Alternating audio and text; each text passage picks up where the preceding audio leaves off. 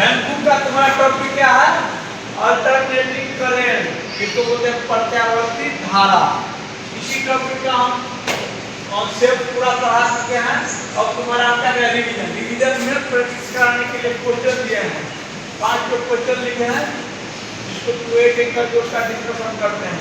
इसमें पहला है, निम्न में से कौन सा प्रत्यावर्ती धारा का तरंग है? यानी अल्टरनेटिंग करंट का वेव कौन है? जया तरंग किसको बोलते हैं? इसको जो साइन वेव में होता है इसको बोलते हैं जया तरंग। नहीं, फिर है वर्गाकार तरंग ही होगा, वर्गाकार। फिर इसके बाद है शॉर्ट। इसके बाद इनमें से सभी क्या बताए थे? एसी के किसको बोलते हैं? प्रत्यावर्ती धारा जो टाइम के साथ, समय के साथ बदलते रहे। देखो ये समय के साथ नहीं बदलता है, ये है समय के साथ नहीं बदल रहा है। और जिसका एक फिक्स टाइम पीरियड हो, देखो एक आने के बाद यहाँ फिर रिपीट कर देगा कि यहाँ एक टाइम पीरियड रिपीट कर रहा है एक टाइम के दौरान। इससे मतलब क्या है? टाइम के साथ बदल रहा है। क्या है? एसी में आएगा ये भी बदल रहा है टाइम के साथ। एक पीरियड यहाँ फिर अगला घूम के आएगा ना, तो पीरियड ठीक है। ये भी है एसी में, ये भी प्रत्यावर्ती का तरंग है। और तो ये भी सेम है, ऐसे ही एक टाइम पीरियड दो टाइम पीरियड पूरा घूमते जाएगा। इसमें कौन कौन है? ये भी इनमें कौन होगा? इनमें से सभी सब होगा। जया तरंग भी होगा, क्या तरंग भी होगा, सौर तरंग भी होगा। ये हो गया पहला माइक्रोस्कोपिक। पहला का तो क्या होगा? इनमें से सभी। और दूसरा क्वेश्चन आओ, दूसरा क्वेश्चन कर रहा है कि दीर्घ धारा का आवृत्ति होता है। दीर्घ धारा में कितना? डीसी करंट किसको बोलते हैं? दीर्घ धारा जो क्या करे? समय के साथ न बदले, जिसका कांस्टेंट हो। जैसे ये है मान लो, और ये है 5 एम्पियर है, तो कितना यहाँ 5 सेकंड करो, 10 सेकंड करो, 15 सेकंड करो, टाइम चेंज हो रहा है, लेकिन धारा 5 के 5 एम्पियर है, बदल नहीं रहा है। जब बदल नहीं रहा है तो क्या उसी को बोलते हैं दीर्घ धारा, जो समय के साथ चेंज ना हो। इसका आवृत्ति बोलता है कितना होगा? जब चेंज नहीं होगा, टाइम पीरियड नहीं होगा, तो इसका आवृत्ति कितना हो जाएगा? जीरो। चलो जीरो होगा इसका आवृत्ति, क्योंकि समय के साथ ये बदल रहा है। इसका क्या होगा आंसर? जीरो। कोई पूछे दीर्घ धारा का आवृत्ति कितना होता है? जीरो, शून्य होता है दीर्घ धारा का। डीसी करंट का क्या आता है? शून्य होता है। इसमें होगा चित्र में दर्शाया गया तरंग का आवृत्ति ज्ञात करें।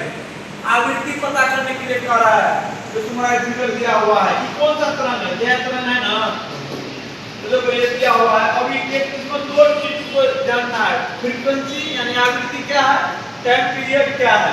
तो हम एक फॉर्मूला बताए थे, एक बराबर क्या था? 1/T नहीं बताते। अब ये बताया टाइम पीरियड किसको बोलते हैं? जो एक समय के साथ एक देखो एक साइकिल रोटेशन करने में कितना समय लगेगा, उसी को आवर्तकाल बोलते हैं। तो एक साइकिल पूरा करने के लिए यहाँ स्क्वायर सेकंड कटिंग लिहाज करना पड़ता है, एक टाइम पीरियड हुआ। फिर अगला ही घूम के आएगा तो 2 टाइम पीरियड होता है। टाइम पीरियड किसको बोलते हैं? आवर्तकाल। एक साइकिल पूरा करने के लिए घड़ी घूम रहा है, एक बार चक्कर करके 12 बजेगा तो एक आवर्तकाल होगा, फिर दूसरा बार होगा। ऐसे यहाँ है तो एक बार यहाँ से यहाँ गया है, एक टाइम पीरियड कितना दिया है? देखो नहीं 0.1 सेकंड और एक है 0.1 सेकंड। तो f बराबर 1/0.1 सेकंड। क्या इसको डिवाइड करोगे 10 जाएगा ऊपर। f बराबर कितना है? 10 हर्ट्ज। तो ऑप्शन में है 10 हर्ट्ज, तो सी में 10 हर्ट्ज। कैसे निकाले? अरे एक साइकिल को पूरा करने में उसको एक आवर्तकाल लग रहा है, यही दिया हुआ है 0.1 सेकंड। ये नंबर क्या इसका फॉर्मूला आता है बराबर 1/T। ये लगा दिए 1/0.1 इसको काटे कितना आया? 10 आ गया है।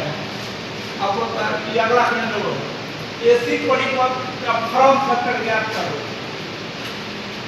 इस पर याद रहना चाहिए, नहीं तो इसका फॉर्मूला निकालने के लिए तुमको एवरेज वर्ग बटा में वैल्यू हल करना पड़ेगा, तब जाके इसका आंसर आएगा। ऐसे याद है कितना इसका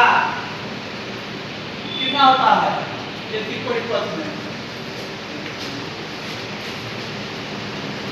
फॉर्म फैक्टर क्या होता है? इसे याद है, एवरेज बटा में वैल्यू को ही बोलते हैं फॉर्म फैक्टर। एवरेज 0.737 फिर इसका आता है 0.0707, इसको हल करेगा अप्रॉक्स को ये आ जाएगा 1.1111 इसका ये वाला बनेगा। तो याद में क्या है, याद कर रखा है मैथ्स का क्या होगा? इसका ये होगा 10,000। इसका तो इन दोनों का एवरेज और एवरेज का डिवाइड करके निकालेगा तो इसका मान निकल जाएगा। जी सर याद है। अब ये बताओ एसी वोल्टेज को आरएमएस का मान एवं पीक मान का संबंध क्या होगा? आरएमएस बराबर क्या होता है? आरएमएस का फॉर्म होता है आरएमएस रूट मीन स्क्वायर, इसका हिंदी में होता है वर्ग मध्य root mean square RMS value. RMS value का क्या होता है? कोई के आरएमएस और बीआरएमएस को बटा √2 गुणे डी पीक या बी मैक्सिमम वैल्यू। √2 का मान क्या होता है?